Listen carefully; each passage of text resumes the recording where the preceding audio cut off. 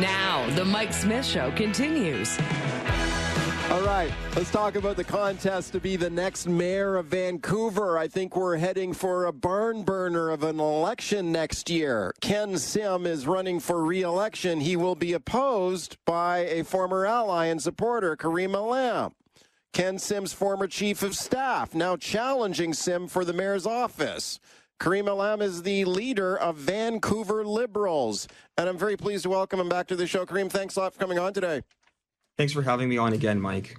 You bet. Thanks a lot for doing it. Wow, this is going to be fascinating to watch this as you challenge Ken Sim for the mayor's chair.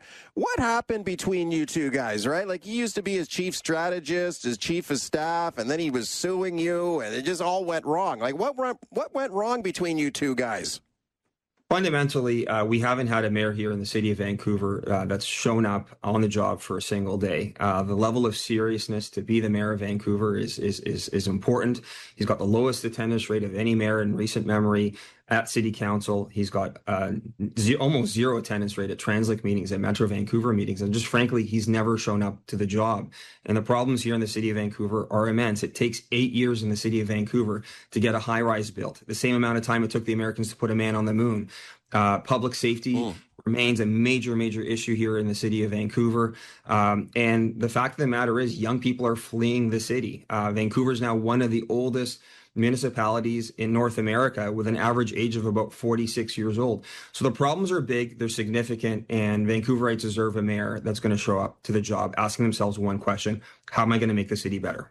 Well, of course, you were one of the guys who put him in the mayor's office in the first place, right, as his former chief strategist, and then he hired you as his chief of staff. I mean, that's all water under the bridge now, but how did you go from being like this guy's biggest supporter to now the guy who wants to take his job? What went wrong? Quite simply, Michael, the second he got in, he started turning back on the platform that he got elected on. He went out and campaigned on transparency. And what does he do? He goes after the integrity commissioner while he's under investigation from the integrity commissioner. He campaigns for a democratically elected park board and strengthening it, and then spends the next 3 years failing at trying to get rid of it. He campaigned on making a meaningful, thoughtful engagement in the downtown east side to make progress, and all he's done is take an approach that's just inflamed both sides of the city around the issue. He campaigned on unity, and all he's delivered is division. Okay, let's talk about some of the issues here, and I find this quite interesting that you're talking about cleaning up money laundering in Vancouver, including getting rid of Bitcoin ATMs in Vancouver. This is an issue we've talked about on the show in the past. And I remember the city of Vancouver way back when Kennedy Stewart was the mayor. Yeah. They said this was a problem. They wanted to get rid of these Bitcoin ATMs, but they're still around. Why is that? Well, let's first talk about who before we talk about what and how. Okay. The Sinaloa drug cartel has taken over the streets of Vancouver. Yes, that's El Chapo's gang, the same one that did business with Pablo Escobar. They've partnered with gangs from Toronto, Montreal, who have set up franchises here in Vancouver. And they're here for two reasons. One, it's a lucrative drug market in the city of Vancouver. But two, it's one of the easiest places in the world to launder money.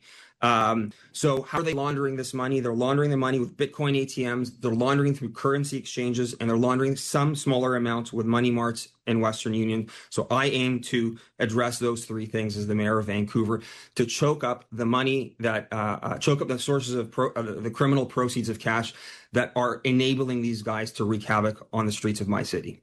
Okay, I see these Bitcoin ATMs around like coffee shops, corner stores in Vancouver. So what would you do? Do you have the authority, if you became the mayor, do you have the authority to shut them down? Yes, we will refuse to issue business permits to any corner store, to any convenience store, to any coffee shop that has a Bitcoin ATM in their store. So they'll have to start getting rid of them, or we'll start pulling their business permits. So so we do have that authority under the Vancouver Charter to do away with them. We also have the authority to ban currency exchanges, and we also have the authority to get rid of money marts. We saw a similar effort in the city of North Vancouver, where they banned some of the street level currency exchanges, which we intend to do as well. Oh, really? So are you talking about the payday loan companies? Yes, we would replace the payday loan companies like Money Marts with initiatives like Pigeon Park Savings to ensure that there's low barrier services. But let there be no question, Money Mart is enabling money laundering here in the city of Vancouver, which is allowing people like Ryan Wedding, who has been accused by the U.S. Justice Department of laundering $1 billion a year through cryptocurrency. Ryan Wedding, who was a Vancouver resident and started his career as a drug dealer with the Sinaloa drug cartel in Vancouver. Wow. Okay. Kareem Allam is my guest, leader of Vancouver Liberals, challenging Ken Sim for mayor next year in Vancouver. Where do you stand on the mayor's tax freeze? This past city council in a recent vote, 0% tax increase next year in Vancouver under the city's budget. Where do you stand on that? First of all, let's understand that Ken Sim has raised property taxes by more than any other mayor in the history of the city of Vancouver over a 4-year period. So even if he does achieve the 0% tax increase, he still would have raised taxes by more than anyone else. But he's taken that money from the last 3 years of tax increases and he's foolishly spent it in non-core priority areas. So what's going to happen as a result of this tax freeze is your garbage pickup times and frequencies are going to go down. The quality of your parks, the quality of the boulevards, the number of potholes are all going to get worse because of this tax freeze. He has been one of the most irresponsible fiscal managers of this city's budget that I've ever seen. I'm starting to long for the good old days of the fiscal prudence of Kennedy Stewart. Not to joke. Okay, yeah. That's why I laughed. Okay, I suspect that if Ken Sim was listening to this right now, maybe he is, he'd probably be very pleased to hear you criticize his tax freeze because he clearly wants this to be the centerpiece of his re-election effort. Let me play a clip here for you of him, Kareem. So this is Ken Sim saying that, yeah, he wants to deliver a 0% property tax freeze for Vancouver residents, and it sets up a clear choice in the election. Let's listen. We stand for public safety, and we stand for affordability, and we stand for housing. The opposition, they stand for increasing property taxes by 6 to 7%, which will not make life more affordable for the residents of Vancouver. We're not trying to make a distinction, but the distinction is really clear. There will be a clear, a clear choice in October of next year as to who people want to support. Okay. So I think talking about you and maybe whoever else challenges him for mayor, what do you think of that? Because don't you think a lot of voters will say, yeah, I like the idea of a tax freeze, man, I'm taxed out. Well, if he was telling the truth as it relates to zero means zero, then I think taxpayers would be happy. But zero doesn't mean zero. Your utility fees will go up by approximately 5% this year. All the user fees to access community centers and all the other user fees and permit fees around are going up. Food cart vendors, their permit fees are going up by 2,500%, Mike. Business permit holders, their fees are going up. So while he's frozen the property taxes, all the other fees are going up. And what that means is your taxes, no matter where you live in the city, are actually going up this year. What you are paying to the city of Vancouver will go up. So zero does not mean zero. He's talking out of both sides of his mouth. It's not true. It's not accurate. And it's time someone called them out. Well, how much would you raise property taxes then if you don't agree with zero? How much should it be? Well, I don't believe in shifting the burden from property taxes on to user fees. I think an appropriate number this year would have been about 3.5%, just a little bit higher than inflation.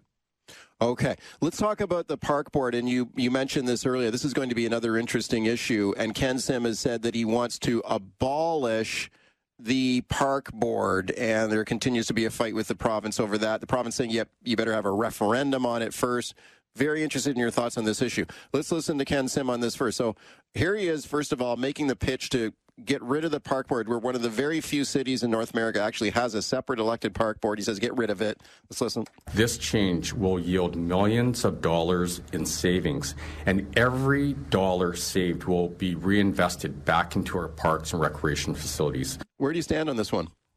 Yeah, I support the democratically elected park board 100%. In this country, in Canada, in this day and age, we do not get rid of democratically elected boards without some kind of referendum, without some kind of public input. There's only one reason that Ken Sim, with all the other priorities going around in this city, from public safety to housing affordability, there's only one reason Ken Sim wants to get rid of the democratically elected park board, because he wants the authority at council to be able to sell those non-permanent parks.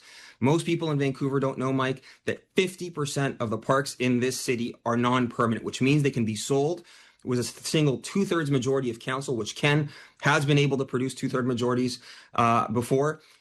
That means Spanish Banks is not a permanent park. You could put condos on it. He could sell it to his developer friends. That's the only reason why he's wanting to get rid of the park board. Okay, well, of course he says that that's not what this is about, that he's not trying to privatize parks under this plan. And let me play a clip for him on this precise point, Kareem, and get your thoughts. So this is Vancouver Mayor Ken Sim saying he's not trying to privatize parks. That's not part of the plan. People can be, feel very comfortable in the fact that parks are going to be protected for parks. Special interests just can't come in and buy up a park if they, control a council and the mayor of the day. If there was any proposed transaction in the future, you'd have to have unanimous agreement amongst all the councillors and the mayor of the day, and then you would have to put it through a referendum, regardless of, what park it would be. So we're just being very consistent with what we're trying to achieve, which is world-class parks that will always be parks in the city of Vancouver. Okay, so we just basically said he's not going to do what you just alleged. He's not going to sell off parks and privatize parks and sell parks to his buddies. Yeah, and he said he'd have a referendum if any parks would be sold. Well, then why not just have the referendum on whether we should have the park board or not? The fact of the matter is, the trust between the voters and the mayor's office has been broken. Nobody trusts him to do what he says anymore. Frankly, he's broken so many of his campaign promises. This was supposed to be the guy that was the financial expert that was supposed to come in and clean up the budget mess at the city of Vancouver. When he first got elected, the budget was $1.7 billion a year. Today, it's $2.4. He's raised property taxes by $700 million a year. Frankly, I just don't take him at his word anymore. Okay, Kareem, please stand by. Let's fit in a quick break right there. My guest is Kareem Allam. He's the leader of Vancouver Liberals, running for the mayor of Vancouver next year, challenging Ken Sim, his former boss. Kareem Allam was the former chief of staff for Ken Sim, now challenging Ken Sim for his job.